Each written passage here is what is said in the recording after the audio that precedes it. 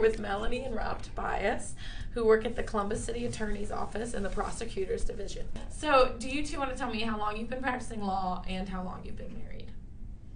Ladies first. Go, ladies first. All right, so we have been married since December 31st, 2001. So what's that, 17? It'll be 17 years this year. And I have been practicing law since June of 1999. And I, too, have been married for 16 3/4 years. And I've been practicing law since November of 1995. So, okay. 23 years. Older. Older's good. Yes. So how did you two meet?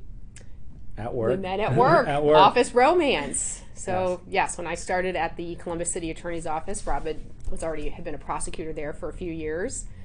So we got to know each other and were friends for several years. I think I may have evaluated some of your intake complaints for criminal charges. Yes, Maybe. That's true. When I first started, I was a law student and worked in the intake division. So, though he was not my direct supervisor, he was a lawyer, the prosecutor at the office, and I was just a part-time law student.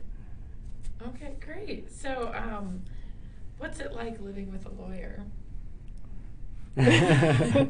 It's good. I like it. I think that it's, I will think about that every once in a while. Like, what would it be like to be married to someone who, A, wasn't an attorney, and B, didn't work in the same office that I do? And I mean, on the one hand, it might be interesting to have, a different profession to talk about, but I actually like it because we're on the same wavelength about issues when we talk about things, and the fact that we're in the same office, it's, we know exactly what's going on in each other's professional life, what the stresses are at work, and when there are particularly stressful weeks or days, and we're already attuned to that. So I like it. I think it's a great attribute to our relationship. If she was a defense attorney, that would probably be more problematic. I would imagine if she practiced some different area of law, it would be fine. But I agree. It is nice to be able to car rides home, talk about things that happen in your day, and run cases past each other, and it is a good stress reliever.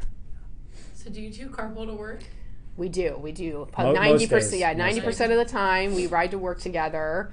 I'm constantly late, and so it's been 16 years of Rob yelling at me every morning to get going and the countdown, and him waiting for me for 5 minutes as I'm rushing around to get the last minute things done. That's right. And but I think it's been a great benefit to be able to carpool because now we have 3 kids, 15, 12, and 9 years old. And so there's a lot going on in our house, and it's nice to be able to have that 30 to 45 minutes in the morning and in the evening when we leave to come home to talk about what's going on. It gives us time by ourselves out, there's no work going on. We don't have the kids running around, and we can plan our weekends, we can plan our evenings, go over our schedules. And that way, then when we're home, we're not also trying to carve out that time to organize what we're doing.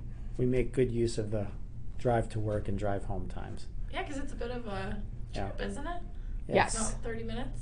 Yeah, we live out. On a good day. Yeah, we live out on the northeast side of town, and so on a good day it's 30 minutes. On a terrible day, it's an hour. Tomorrow will not be great because it's supposed to get all that snow. Yeah. So, yeah. Can't wait, right?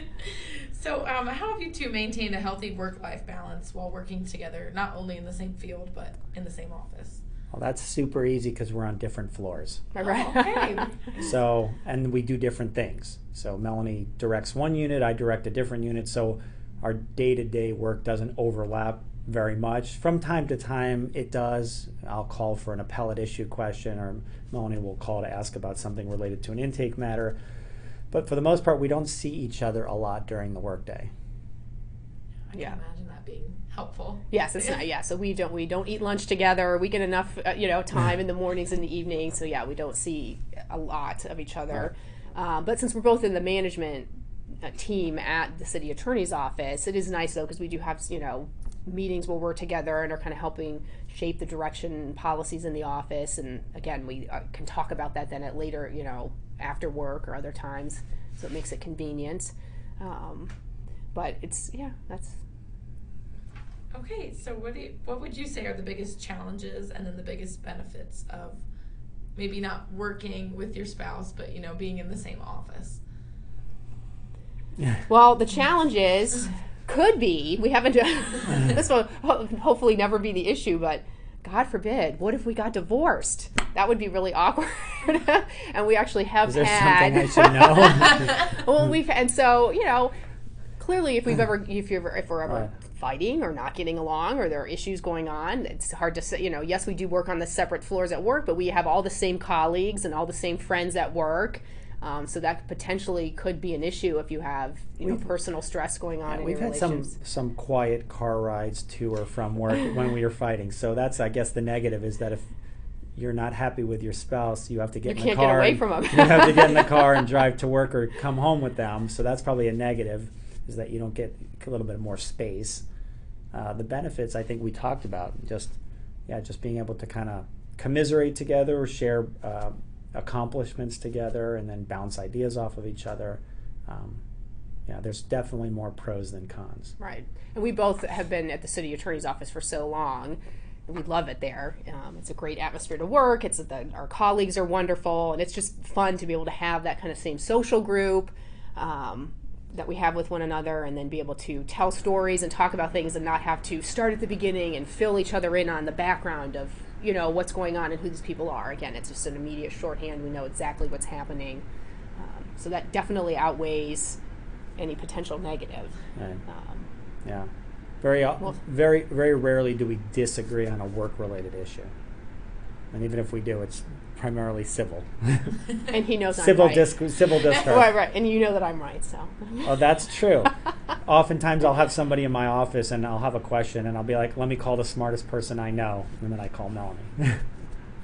And are you always admitting that she's right? Is that how it usually goes? I have absolutely no problem telling everybody that I have the street smarts and she has the book smarts. Yes. He keeps us organized, he keeps us on schedule, and keeps our calendar, and gets me to work on time. It's a nice balance. Yes. It is a nice balance. So what would you say is the most rewarding part of your marriage? The most rewarding part? So many. It's so hard to keep Name track. them all. I would say the most rewarding part is our children. So just being able to raise them together and see them grow and develop. It obviously has its ups and its downs and its challenges, but over the long haul, I would say that's probably the most rewarding. Yeah. Well, and it kind of sounds cliche, but we are friends with each other. We enjoy spending time together, and even after all these years, I still, laugh the most when I'm at home with Rob and the kids. That's because you're making fun of me. Usually because we're making fun of Rob, but that's all right. He takes it well. But we do. I like that we are a team with our kids. We're a team in the values that we want to instill with them, and how we want to raise them, and what kind of people we want to help them develop into. We're always on the same page, and it's just fun to see how our family has grown over the past 15 years. Our oldest daughter's 15, and that provides a lot of satisfaction and happiness.